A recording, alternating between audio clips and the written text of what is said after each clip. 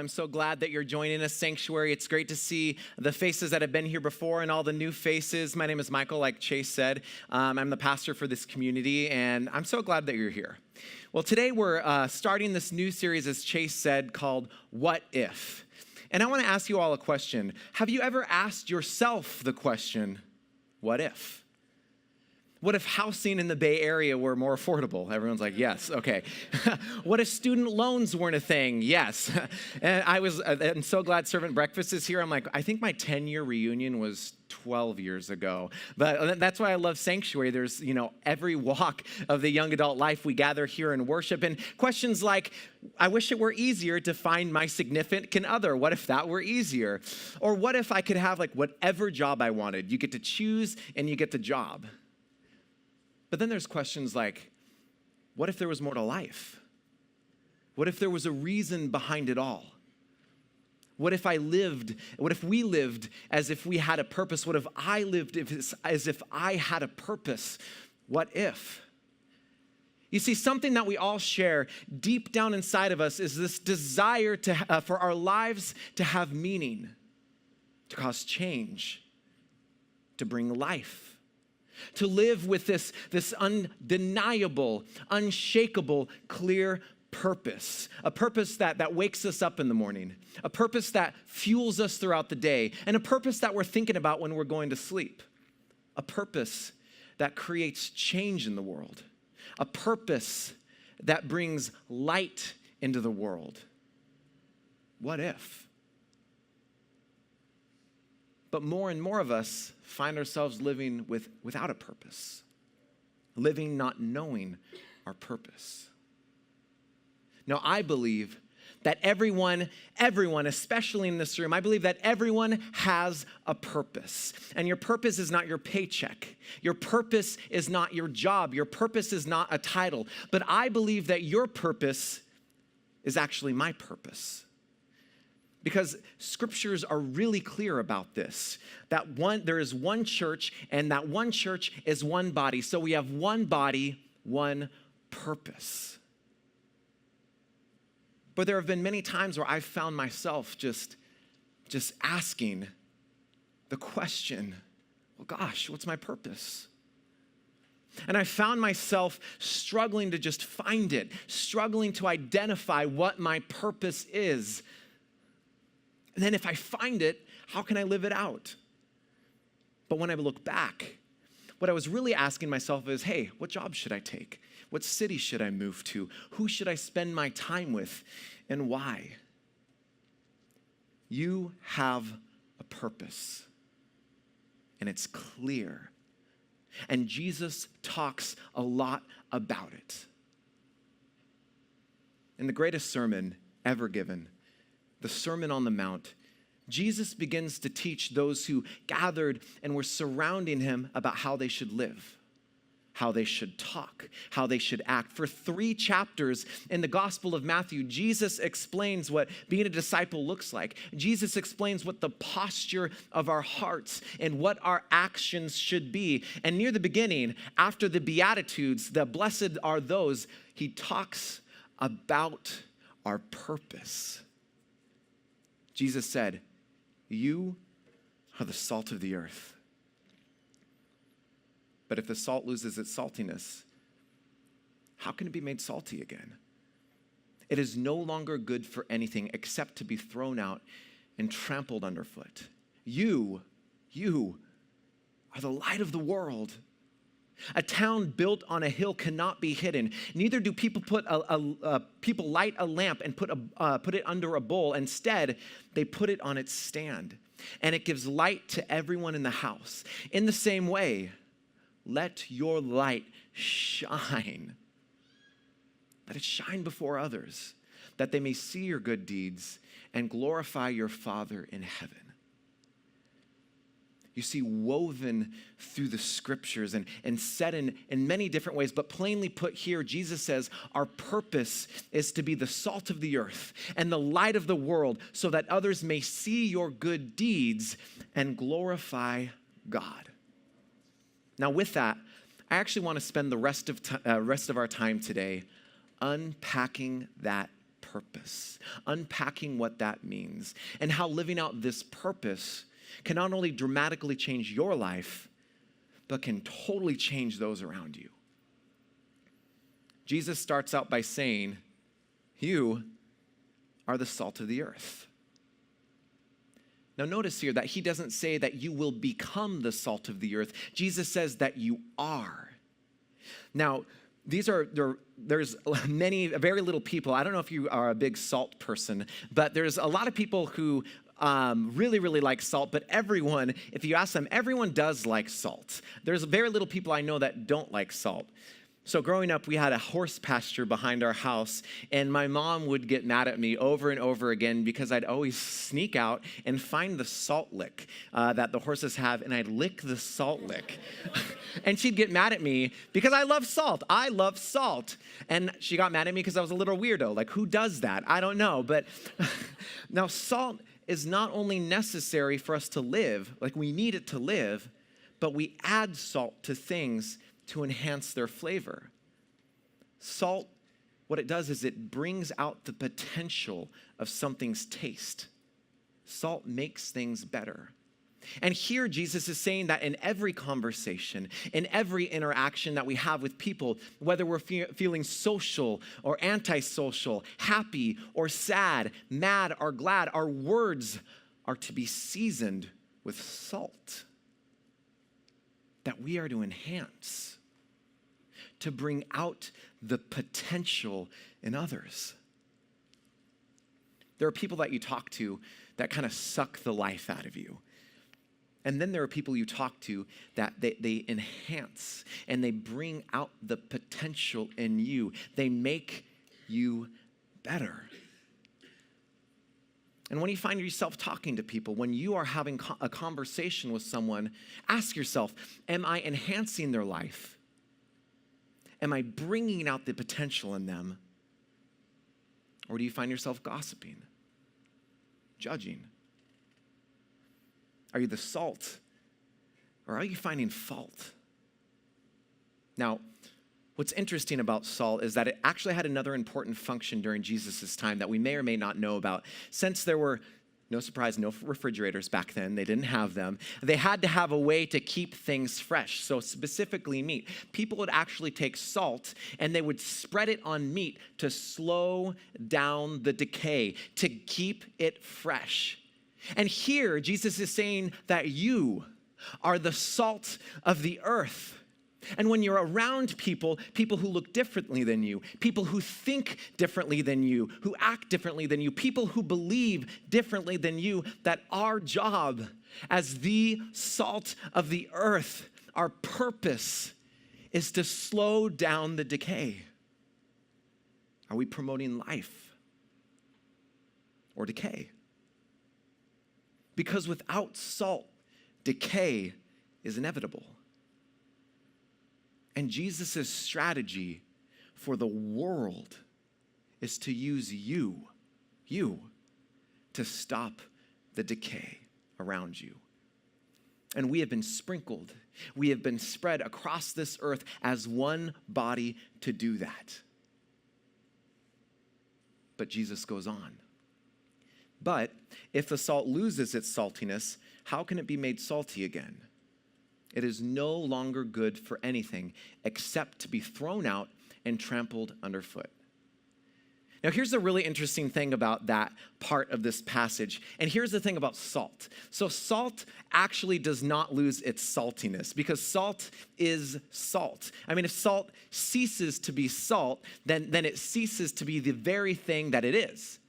And yeah, you're like, no, duh. Well, yeah. And Jesus actually knew that. And the people who were around Jesus actually knew that. So here, Jesus isn't saying that you can lose your saltiness, but that if you are not acting like salt acts, if you're not bringing out the potential of those around you, if you're not slowing down the decay, if you're not loving others like Jesus, then you need to do an identity check. Jesus is saying that if you are a follower of mine, you will be salt. End of story. You are the salt of the earth, and the earth is in great need of salt. I mean, what if? Like, what if we lived like that? What would the world look like? What would your work look like? What would your relationships look like? What would your life look like? What would sanctuary look like? What if? And in the same manner, Jesus continues, you are the light of the world.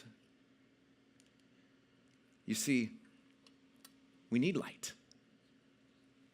We needed to see.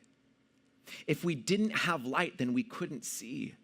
And Jesus is telling us that there is this great responsibility that we have as light so that the world can see. There's this research group called Lifeway. I don't know if you know about them, but they did this survey, and they suggest that more than half of Americans either read little or have not read the Bible at all. And if we are to embody what the Bible teaches, then you might be the only Bible that someone's ever read. And if we are to live like Jesus, if our lives are to look like Jesus's, then you might be the only Jesus that people have ever seen. And then Jesus continues, a town built on a hill cannot be hidden.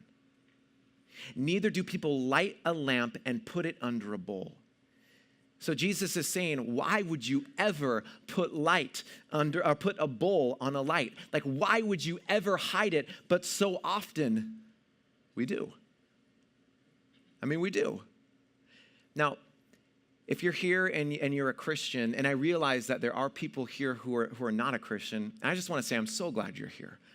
But if you're here, for those of us who are Christians, and if we're really, really, really, really honest with ourselves, how many of our coworkers, how many of them know what we do on Sundays? I mean, how many of those that we're around during the week know who we follow, who we believe? How many times do we cover our light? See, the purpose of salt and light, the purpose that they share with each other, is that they both create change in the environments around them. It's their nature. It's what they do. What's the purpose of unsalty salt? There is no such thing. What's the purpose of hidden light? There is no such thing. And God has said that you are his light. You have a purpose, so shine. Jesus continued. Instead, they put it on its stand, and it gives light to everyone in the house. In the same way, let your light shine before others, that they may see your good deeds and glorify your Father in heaven. Now, when you find yourself acting and embodying what it means to be the salt of the earth and the light of the salt of the earth and the light of the world, regardless of your circumstances and regardless of your surroundings, then you'll find yourself becoming more like Jesus, who is our source of salt and light. And when people see you, they see you truly acting like the salt of the earth. When people see you truly acting like the light of the world, they can't help themselves from saying, oh man, I want that. I want that. And Jesus said that we are to be salt and light so that they may see your good deeds and glorify your Father in heaven. You see, our purpose is to be salt and light, to live your life in such a way that people can't help but say, man, I want that. It's the why behind our purpose. And it's important to know the why behind our purpose. Bless you. You see, the Apostle Paul knew the why behind his purpose. In the book of Acts, Paul said, but my life is worth nothing to me unless I use it for finishing the work assigned to me by the Lord Jesus, the work of telling others the good news about the wonderful grace of God.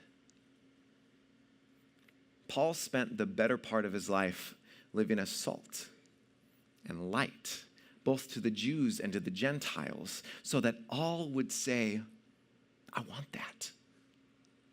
He was living out his purpose. And then he was thrown in prison. Have you ever found yourself living out your purpose only to find that walls seem to be just closing in around you? That's what happened to Paul. For talking about Jesus, Paul was put in chains for years. And Paul found himself awaiting the trial of his life. Now, this trial that Paul was waiting for was going to be the biggest trial that he had ever seen. It was going to be a huge public spectacle. And he was going to be judged by the Roman governor. His name was Festus. If you know Pontius Pilate, he was the one that succeeded Pontius Pilate. And then he was going to be judged by the current king of Judea, the king of the Jews at the time, Agrippa, who served under Festus. Now, here's the thing. Soon, Paul found himself in front of both of these men to plead his case so that maybe, just maybe, he would escape his death. You see, Paul didn't plan his chains. Paul's plan was to teach the gospel to everyone in every city, regardless of who they were. His plan was to be a missionary. But even though his plans changed, his purpose never did. So there Paul was. He was in front of the two most powerful men. And then he remembered his purpose at that moment and he thought, what if? So instead of pleading, he talked to them about Jesus. He talked to them about how Jesus came as the brightest light that he'd ever seen. And how he tried to, after that, shine that very light to everyone. How he tried to bring everyone who was living in darkness out of darkness to the light so that they could believe in Jesus, so that they can see this light and that they can say, I want that. And Paul, he was in front of them and he kept talking and he kept talking and he kept talking until King Agrippa just like he couldn't handle it anymore and he stopped him and he said, Paul, do you think that in such a short time you can persuade me to be a Christian? Paul replied, short time or long, I pray to God that not only you, but all you who are listening to me today may become what I am, except for these chains. You see, our plans can change, but our purpose never does. How are you living out your purpose? How can you be salt? How can you be light to those around you? But maybe you're in a situation right now that you don't want to be in.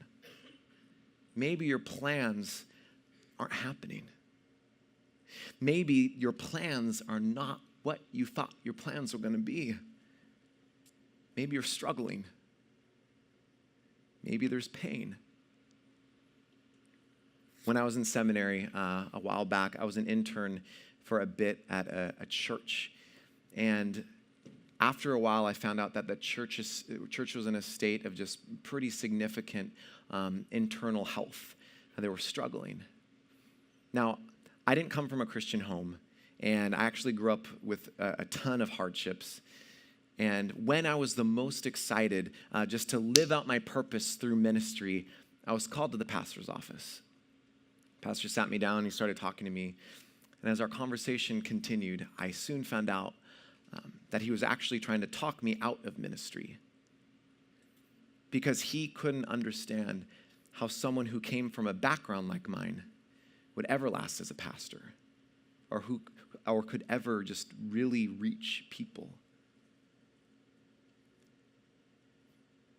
Have you ever had someone try to speak the purpose out of you?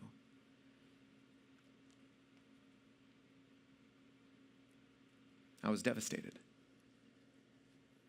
Until a group of my closest friends, they came around me, and like salt, they reminded me of my potential. Like light, they showed me that God is able to use my past to help people. that he can redeem my situation, because God can redeem any situation that you're in. And after I received that encouragement, I decided to keep on going. Like my friends, to me, when you live out your purpose, you bring out the purpose in others. And because of that experience, I also learned that God can use the thing that brings you pain as a platform for good. So if you really deeply care about the direction of our country, and especially with the political cycle that we're in, one way which might be helpful to you to think about is this. You and I, we would have never heard about Festus and Agrippa if it wasn't for Paul. I mean, in the first century, Festus and Agrippa, they were the story, not Paul. But 2,000 years later, Paul is the real story. When Paul was in pain and in his chains, he used that situation. He used that pain as a platform. In the first century, everyone would have said, Agrippa, Festus, that's the story. The reality is that Paul was the story, and God wants to write yours. He wants to write it. But maybe you're listening to me right now and you're thinking, man, Michael, I'm not salt. Maybe you or someone else has put a bowl over your light. Maybe you don't know who Jesus is. Maybe you don't know where you're at with Jesus.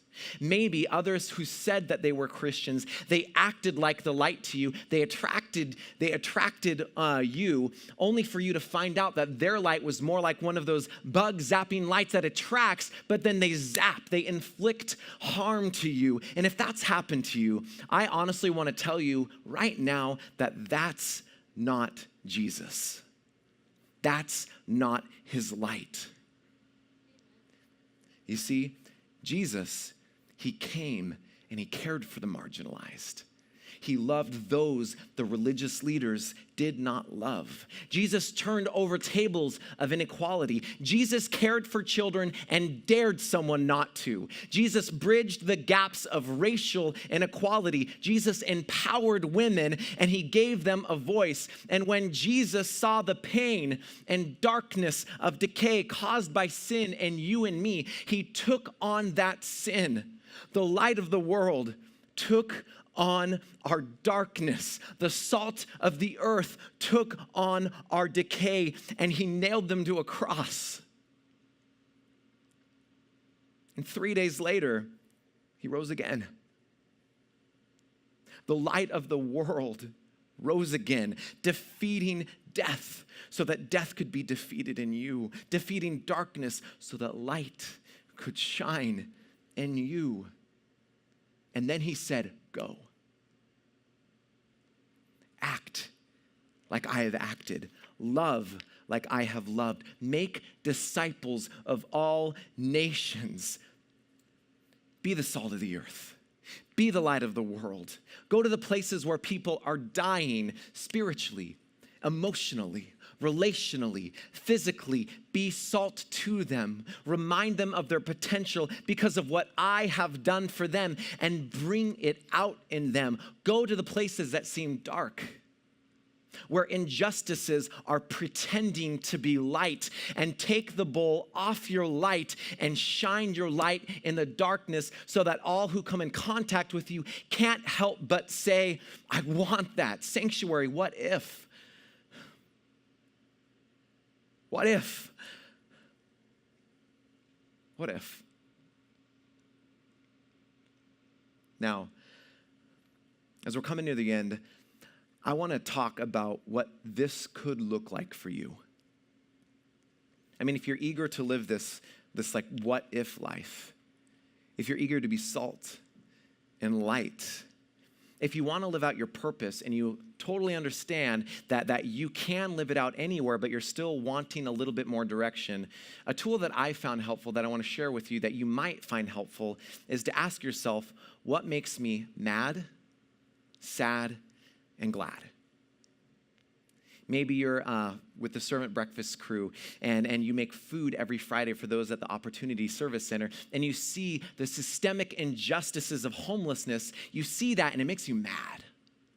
And seeing those whom Jesus loves being stripped of their dignity, it makes you sad. And doing something about it would make you glad. You see, it's at the intersection of what makes you mad, sad, and glad that you can learn how you can more intentionally live out your purpose. And some might call this your calling. You have a purpose, and it's clear. And it's the same as mine, to be the salt of the earth and the light of the world so that everyone who sees you can say, I want that. I want that. Now, I want to invite the band actually up at this time. And instead of us closing in prayer, I want to read the passage that we are anchoring in today, but this time from the Message version. I don't know if you've read a lot of the Message version, but especially this passage that Eugene Peterson wrote, it brings just the words out and it resonates really well. And I want to read it to you as sort of a benediction. Now, a lot of the letters in the New Testament, they end with a benediction. And a benediction is typically, like when you have a benediction at a church service, it typically stands for this blessing for you. Now, I want to read this. I want to actually read it over you. And I want to read it over you as a blessing, but also as a call to action. And my invitation for all of us is to let these words soak in down to your very soul so that you can't help but live them out. And I actually want to invite everyone to stand for this. Thanks for standing. Now, Jesus said, "Let me tell you why you are here. You are here to be salt, salt seasoning that brings out the God flavors of this earth. If you lose your saltiness, how will people taste godliness? You've lost your usefulness, and you'll end up in the garbage." Here's another way to put it. You are here to be light, bringing out the God colors in the world. You see, God is not a secret to be kept. We're going public with this, as public as a city on a hill. If I make you light bearers, you don't think I'm gonna hide you under a bucket, do you? I'm putting you on a light stand. Now that I put you there on a hilltop, on a light stand, shine. Keep an open house. Be generous with your lives by opening up to others. You'll prompt people to open up with God, this generous Father in heaven.